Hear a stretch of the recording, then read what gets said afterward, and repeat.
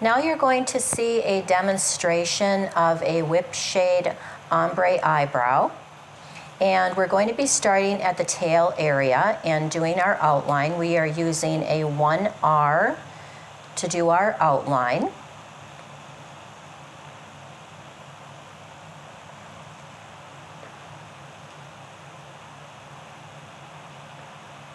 And you can see how slow and precise we're moving. If by chance you are having difficulties in seeing your needle or your line, you might opt to try some magnifiers.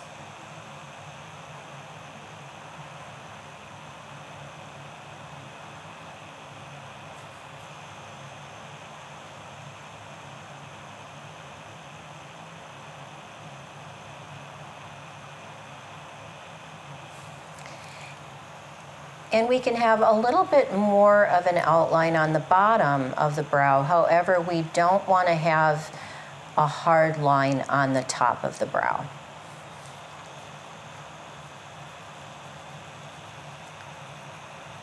And now we're whip shading. Again, it's that pendulum scooping toward yourself method that we're using at the very front so that we don't get a harsh line. And we're doing that on the top as well. So again, it's a scoop, scoop, scoop toward yourself, little pixels of color. Then we can go back to doing a very soft outline.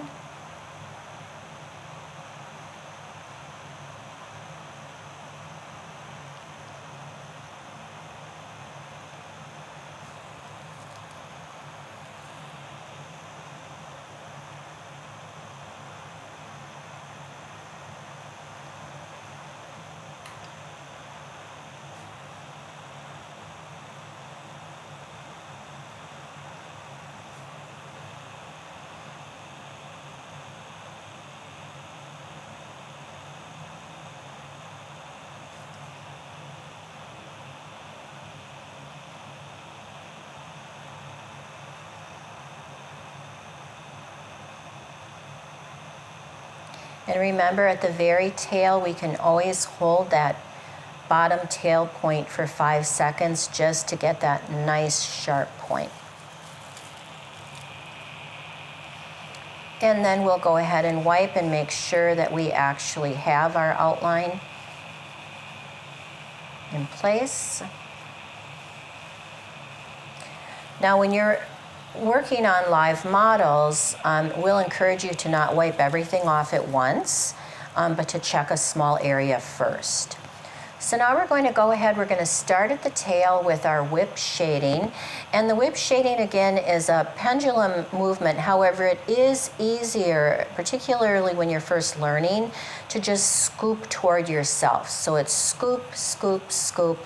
And instead of getting solid lines of color, you're going to get little pixels of color. And we're going from the tip up to the arch, back and forth.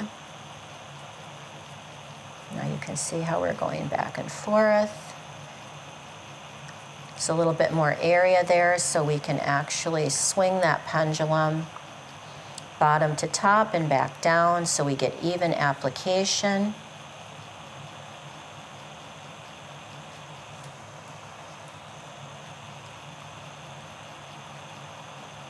Now, latex, again, does take pigment relatively easy compared with skin.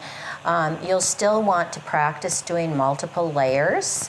However, on skin, you might have to do even more layers to get the same concentration of color.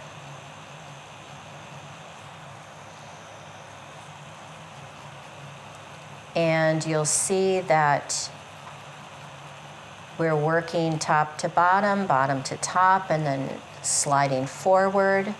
We don't want to end up with stripes.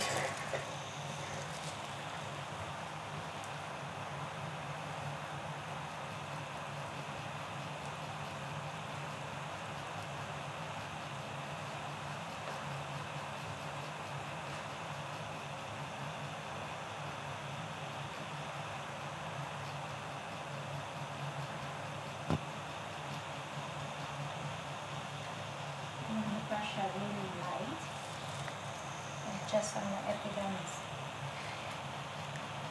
Make sure that you're not using too heavy a pressure. Again, if we implant too deeply, we're going to get that blue-gray healed look. Very light in the front. And now in the front, we're going even lighter yet. Just a wisp of color.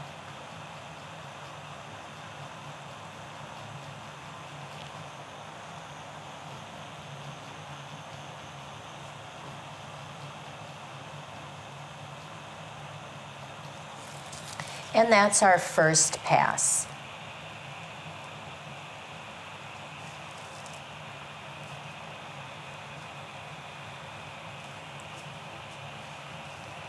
And we can look and see, make sure that we're working evenly and lightly. Now we'll go back and do a second pass.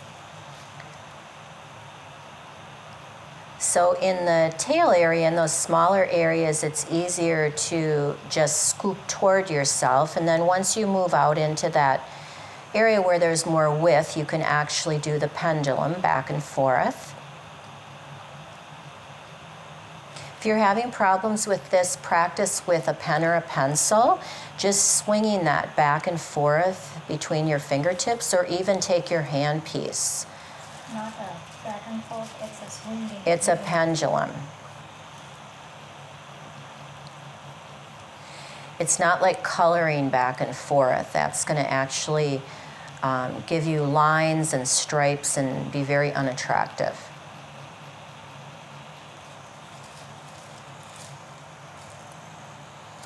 You will sometimes have to wipe your needle off, and that's fine. And again, working very methodically, not just going everywhere. We're going up and down and then moving forward. Get water too. You need water?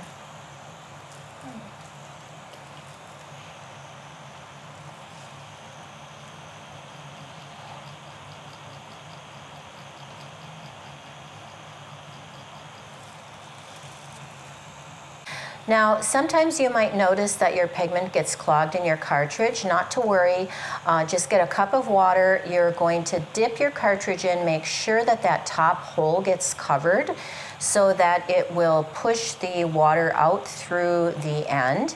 And then just keep submerging it and bringing it back and forth until you see that that tip has cleared out. And you can put that onto a cotton pad that'll lift out all of that excess dried pigment, and then you're ready to work again.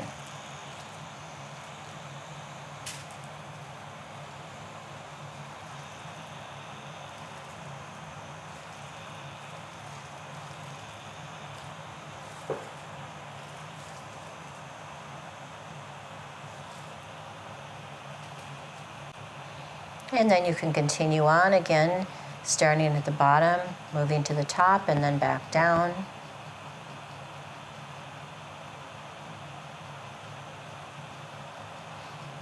Always keeping it light and airy at the top.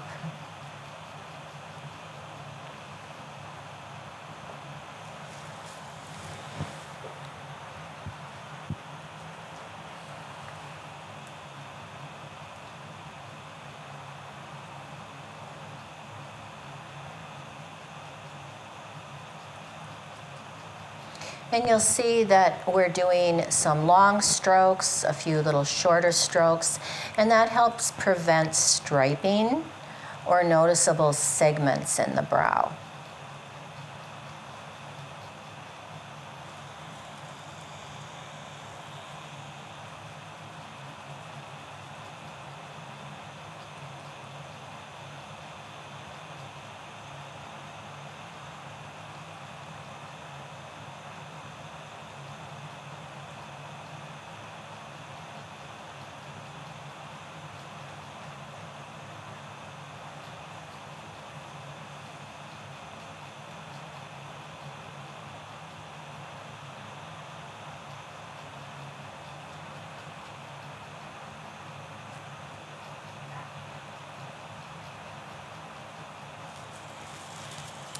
Then we're going to go ahead and wipe again.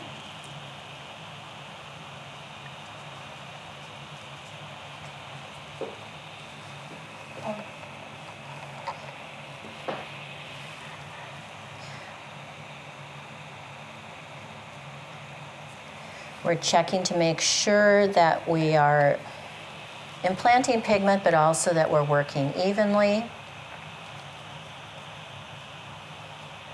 It's very nice color, really. Two coats. Now we'll start our third pass, and on our third pass what you're going to see is we're going to work a little bit more diagonally. So once we get off the tail area, which again we're doing our scooping, we're then going to work a little bit more diagonal from bottom to top so that we make sure that we have covered the entire area of the brow, that we haven't left any empty spots, that we don't again have any stripes.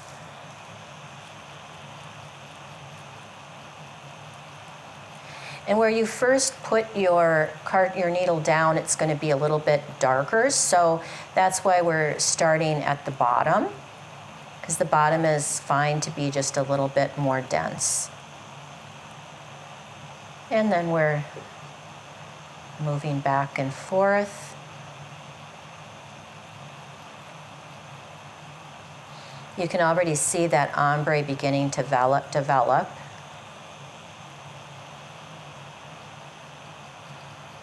And even when you're practicing, make sure that you are using your left hand to stretch, to pretend stretch, and get used to using your working hand properly.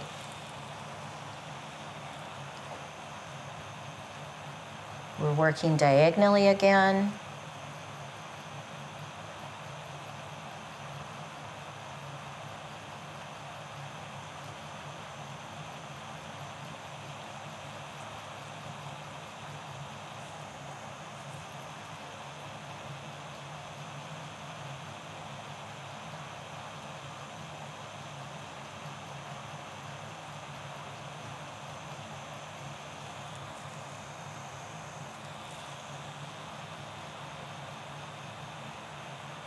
Going back to the tail.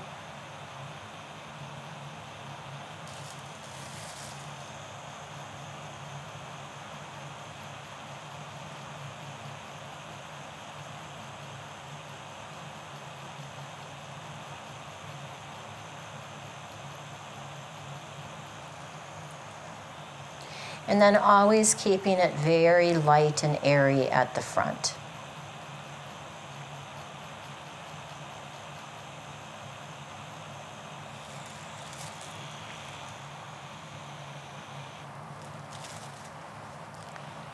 Now we'll go ahead and clean that off. And at home, you can be using baby oil to clean your latex. Works very well.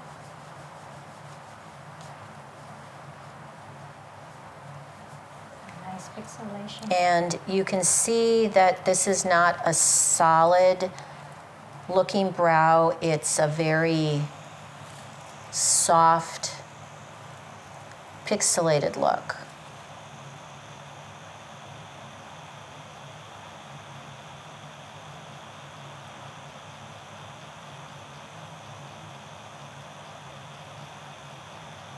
And this is how you'll be working on the skin. We'll do a pass, and check the color, do another pass until you get the appropriate color built up. You'll have some clients who take the pigment very easily, some a little bit more challenging. Always check your stretch if you're having problems, because a poor stretch will not allow you to implant pigment properly. And this is not a tattoo technique.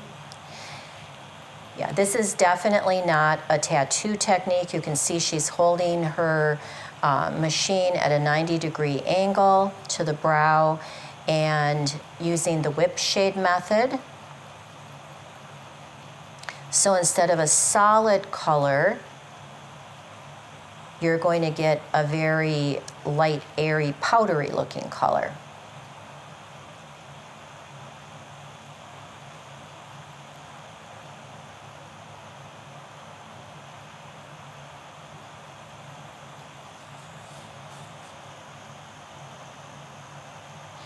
Now we're doing just a little bit of pointillism, where we're tapping at the very edge, doing just a few points, again, to keep a lot of airiness there. Must be low.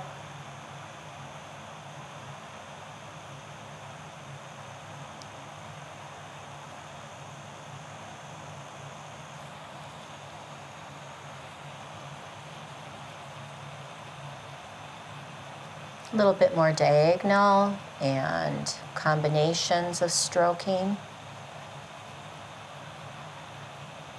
The goal is a very gradual transition between dark to light with no obvious seams or gaps.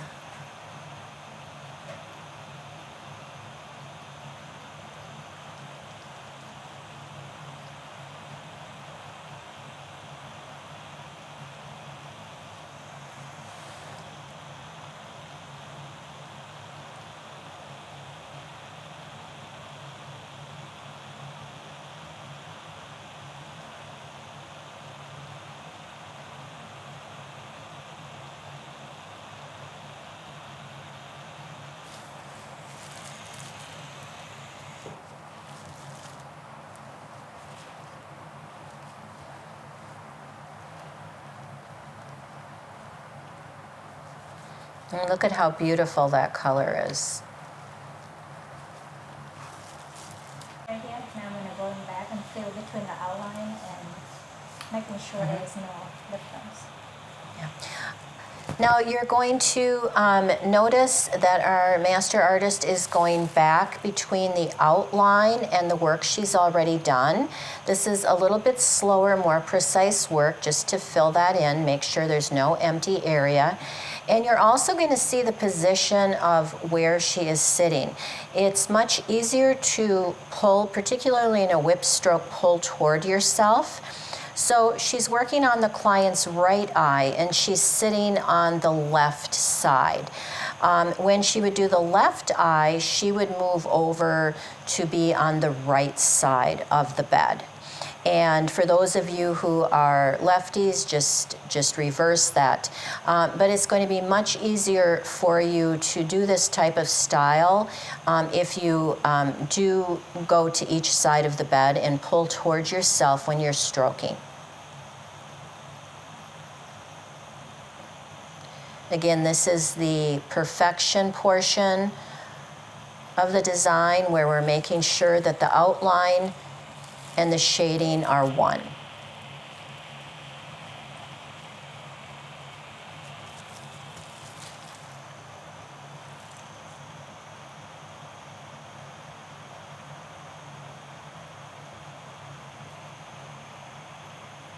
If you feel you need to define that bottom outline a little bit more, that is absolutely fine. Just no hard lines at the top.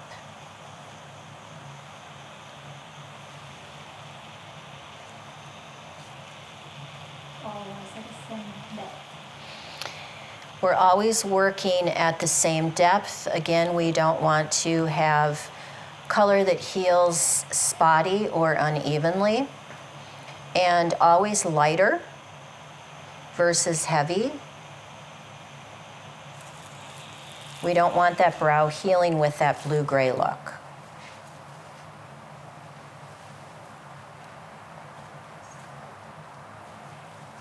Beautiful.